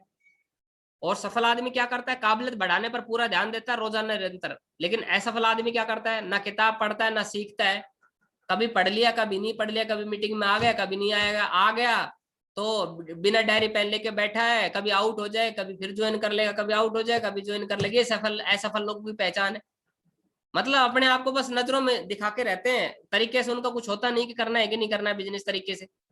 सफल लोग क्या करता है, खर्चा करते हैं, क्योंकि वो इसे व्यापार की तरह समझते हैं। और असफल आदमी क्या, कंजूस होते हैं, वो इसको घबराते हैं, नौकरी की तरह करते हैं। कोई टूल्स लेना हो, मोबाइल लेना हो, लैपटॉप लेना हो, है ना, कोई सिस्टम को लेके प्रोडक्ट लेना हो, कोई स्टॉक मेंटेन करना हो, तो वो क्या करते हैं, सफल आदमी तो इसको व्यापारी समझते हैं कि ये मेरा बिजनेस है, मेरा खुद का काम है मेरा। लेकिन असफल आदमी जो होते हैं ना, वो कंजूस होते हैं, खर्चा कवरनेस घर, और पता नहीं क्या हो जाओ, लुट जाऊंगा, पिट जाऊंगा, बर्बाद हो जाऊंगा। और देखिए, तो ये पथ है साथियों, पैसेंस रखिए, एटीट्यूड सही रखिए, टीचेबिलिटी रखिए, होनेस्ट रहिए हमेशा।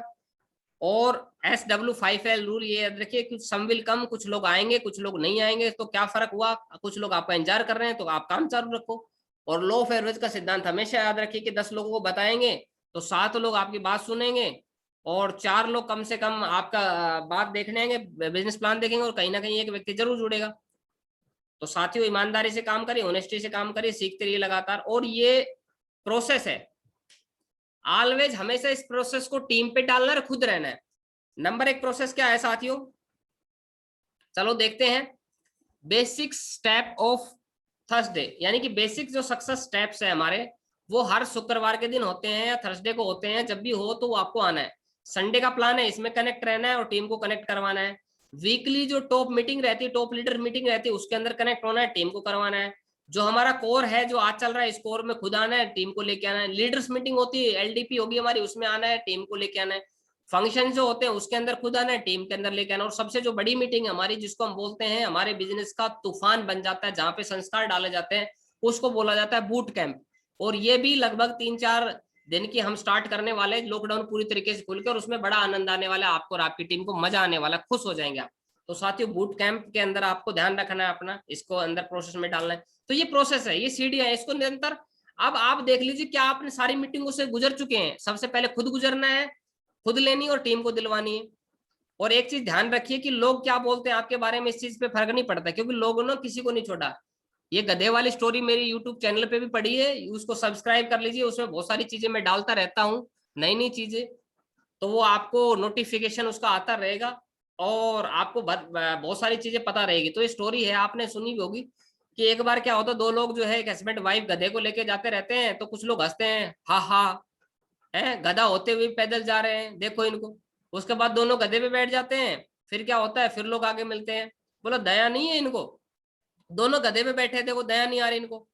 फिर वो भाई साहब क्या करता है, बीवी को बैठा लेता है गधे पे, खुद पैदल चलता है। फिर कुछ लोग मिलते हैं आगे बोलते हैं देखो जोरू का गुलाम, खुद पैदल चल रहा है, बीवी को गधे पे बैठा रखा है। फिर थोड़ा आगे चलता है तो वो सोचता है कि क्या क्या क्या किया जाए, तो वो बीवी को नीचे उतार देता है, खुद बैठता है। फिर आगे लोग बोलते हैं कैसा आदमी है, औरत को पैदल चला रहा है, खुद गधे पे बैठा आराम से। तो लास्ट में क्या करते हैं, एट लास्ट में फाइनली, कि गधे को ही ऊपर बिठा लेते हैं कंधे पे। फिर लोग हंसते, हा हा, जरा देखो पागलों को, कितने पागल, गधे को सर पे बैठा रखा कंधे पे।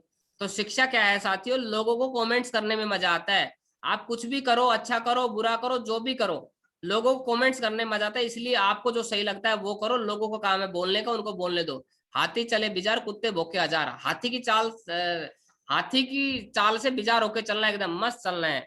क्योंकि दुनिया का सबसे बड़ा है रोग, क्या कहेंगे लोग, क्योंकि दुनिया ने, मैंने बताया ना, किसी को नहीं छोड़ा है। भगवान को नहीं छोड़ा, अल्लाह खुदा वाहिगुरु गॉड को नहीं छोड़ा है, तो आप और हमारी तो औकात क्या, बताओ, हम तो फिर भी इंसान है। ईश्वर को नहीं छोड़ते तो आप और हमें कैसे छोड़ेंगे। तो आप अपने मस्त काम में लगे रहिए, चलते रहिए, इस बिजनेस को करते रहिए।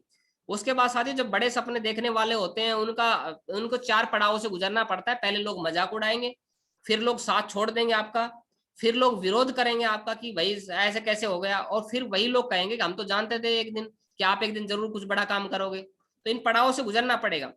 ईश्वर ने हमें सभी को एक खाली चेक देके इस धरती पे भेजा है। गुणों तथा योग्यता के आधार पर हम स्वयं अपनी कीमत उसमें भरनी है कि हम उसमें कितनी काबिलियत डालना चाहते हैं, क्या है हमारे अंदर, क्या क्या स्किल्स डालना चाहते हैं। सबने, ईश्वर ने हमें खाली चेक देके भेजा है। तो योग्यता डालिए, और अब समय है संकल्प ले और उसे पूरा करें।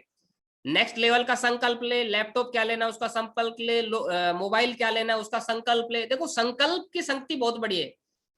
जो हम वादा करते हैं ना, वो दूसरों से करते हैं। संकल्प जो होता है ना, वो आत्मा से लिया जाता है। तो हमेशा क्या करना है, संकल्प लेना है आपको, संकल्प। इसीलिए बोला जाता है संकल्प की शक्ति। और संकल्प जो होता है ना, वो आत्मा से जुड़ा होता है साथियों। तो संकल्प लेना अंदर से, मतलब आत्मा से। बाइक का, स्कूटी का, कार का, डायमंड शिप का, फॉरेन ट्रिप का, क्योंकि आपने कोर ले ली, कोर की सारी ट्रेनिंग है, ये अटेंड कर चुकी है। और 4 निर्णय आपको लगातार लेने, मेंटली, फिजिकली, इमोशनली, स्पिरिचुअली। देखो सारे दोस्तों, ये सारी मीटिंग ट्रेनिंग आपने सुन ली है, समझ ली है। माइंड से आप लोगों को हमने डायमंड बना दिया है, माइंड से आप लोगों को मैंने कामयाब बना दिया है, माइंड से आप लोगों को मैंने अमीर बना दिया है, माइंड से आप लोगों को सफल बन गए, माइंड से आप लोग मेंटली क्या है ना, सब चीजें अचीव कर चुके हैं। लेकिन अब जो परीक्षा की घड़ी है वो है फिजिकल में। क्योंकि फिजिकली जब आप काम करने उतरेंगे, लोगों प्लान देंगे, बात करेंगे, तब उस समय चैलेंज आएंगे। तो ज्यादातर लोग क्या करते हैं, 100 लोग यदि मेंटली निर्णय लेते हैं, तो उनमें से लगभग 80% लोग ना फिजिकली निर्णय में गिव अप कर देते हैं अपने आप को। फिर जब कुछ लोग फिजिकली तकलीफ आती है तो उसको सहन कर लेते हैं 20% लोग। तो कुछ लोग, जो 10% लोग होते हैं, वो इमोशनल निर्णय में गिव अप कर देते हैं अपने आप को। कुछ लोग स्पिरिचुअली निर्णय है वो नहीं ले पाते हैं। जब काम नहीं चलता है, जब रिजल्ट नहीं आता है, तो आपको खुद के ऊपर, अपने भगवान के ऊपर हमेशा याद रखना, विश्वास करना है। मैं आपको एक स्टोरी सुनाना चाहूंगा, स्पिरिचुअली हमेशा रहिए साथियों। एक बार क्या होता है कि एक व्यक्ति ईश्वर की भक्ति करता है, बहुत ज्यादा भक्ति करता है, बहुत ज्यादा भक्ति करता है। और भक्ति करने के बाद वो ईश्वर से एक वरदान मांगता है कि हे ईश्वर, आप इस दुनिया में मौजूद हो या नहीं हो, इस बात का प्रमाण क्या है। मैं आपकी भक्ति तो कर रहा हूँ, लेकिन प्रमाण तो दो मुझे कुछ। तो एक आवाज आती है उसको, और बोलता है कि मैं ईश्वर बोल रहा हूं, और आप यदि प्रमाण देखना चाहते हो कि मैं मौजूद हूं या नहीं हूं इस दुनिया में, तो मैं, जब भी आप समुद्र के रेत के ऊपर चलने जाओगे, तो आपको आपके पैरों के निशान के साथ साथ मेरे भी पैर के निशान दिखाई देंगे आपको। यानी कि 2 आपके पैर के निशान दिखाई देंगे और 2 मेरे पैर, यानी 4 पैरों के निशान आपको दिखाई देंगे। तो इसका मतलब ये साबित हो जाएगा कि मैं भी आपके साथ हूं, मौजूद हूं इस ब्रह्मांड के अंदर। तो वो अगले दिन समुद्र के किनारे रेत पे जब चलता है, तो उसको अपने पैरों के साथ साथ पीछे मुड़ के देखता है, तो 2 पैरों के निशान और दिखाई देते हैं। तो लगातार वो अपने जीवन को व्यतीत करता रहता है, और उसको इस तरीके से जब भी वो समुद्र किनारे पे रेत पे टहलता है, तो उसको 4 पैरों के निशान दिखाई देते हैं। तो एक समय ऐसा आता है साथियों कि उसका जो बुरा समय हर व्यक्ति का आ सकता है, तो उसका बुरा समय होता है। उस समय में उसकी बीवी, उसके बच्चे, उसका परिवार, उसका घर बार, जमीन जायदाद, प्रॉपर्टी, बिजनेस सब फेल हो जाता है, और सब कुछ बर्बाद हो जाता है, और वो रोड पे आ जाता है, और बड़ा दुखी हो जाता है, सब छोड़ के चले जाते हैं उसको। तो वो क्या करता है, वो अपने आप को देखता है, वही समुद्र के किनारे रेत पे चलता है वो। तो वहां देखता है कि उसको 2 पैरों के निशान दिखाई दे रहे थे। उसको बड़ा ताज्जुब होता है कि आज तो मुझे 2 पैरों के निशान दिखाई दे रहे हैं। इसका मतलब क्या हुआ कि ईश्वर ने भी मेरे बुरे वक्त में मेरा साथ छोड़ दिया।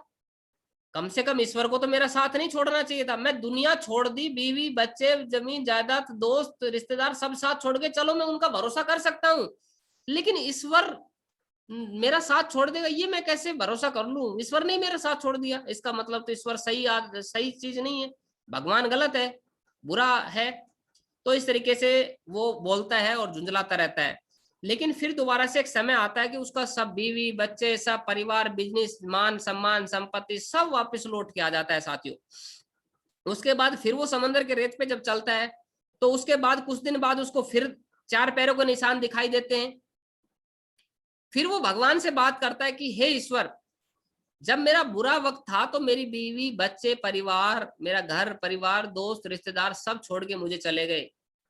चलो मैं उनका पे वो तो उन पे तो क्या भरोसा करूं कि वो उन्होंने तो मेरा साथ छोड़ दिया, कोई फर्क नहीं पड़ता।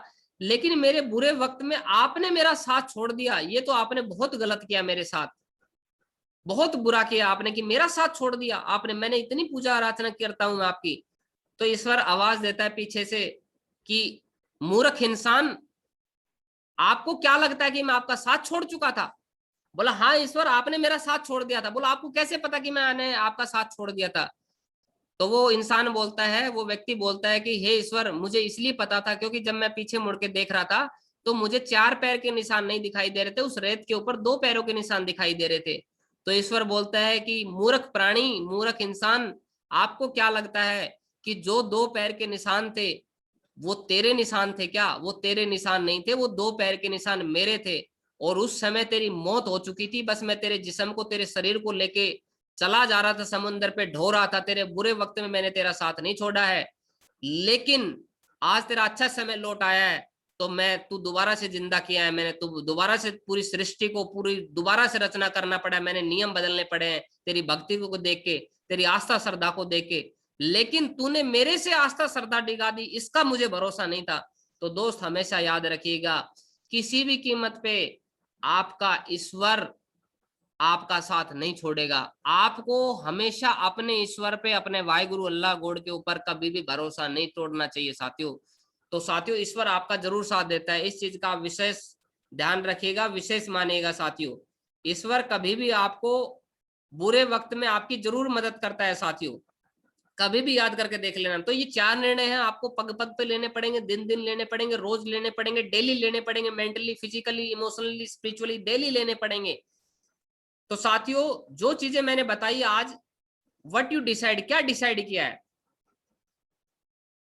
Then promote to be a core, no shortcut, इसका कोई शॉर्टकट नहीं है, नो कॉम्प्रोमाइज। ये पूरा पिछले 60-70 सालों का शॉर्टकट बना दिया गया है, शॉर्ट बातें मैंने बताई है, अब इसका कोई शॉर्टकट नहीं है। आप सोचो कि मैं 40 साल का, मैंने ये 5 दिन की ट्रेनिंग में मैं आपको सारा ज्ञान दे दिया है, अब इससे भी शॉर्टकट चाहो कि सर मुझे कोई और शॉर्टकट रास्ता दिखा दो जो 1 दिन में मैं बन जाऊं, तो ऐसा नहीं है साथियों, ऐसा कोई शॉर्टकट होने वाला नहीं है। इस चीज का विशेष ध्यान रखिएगा आप, कोई शॉर्टकट तरीका नहीं, इन नियम को फॉलो करना पड़ेगा, इनको मानना पड़ेगा। जानना जरूरी नहीं है, मैंने हमेशा बताया खाया कितना है, लेकिन जरूरी है कि पचाया कितना है। आपने कितनी बातें जानी इस बात से कोई फर्क नहीं पड़ता है, लेकिन कितनी बातें मानते इस बात से फर्क पड़ता है। मैंने आपको मेंटली रूप से कोर बना दिया, डायमंड बना दिया, कामयाब बना दिया, सफल बना दिया है, अचीवमेंट दिला दिए, लेकिन फिजिकली काम करने की आपकी बारी साथियों।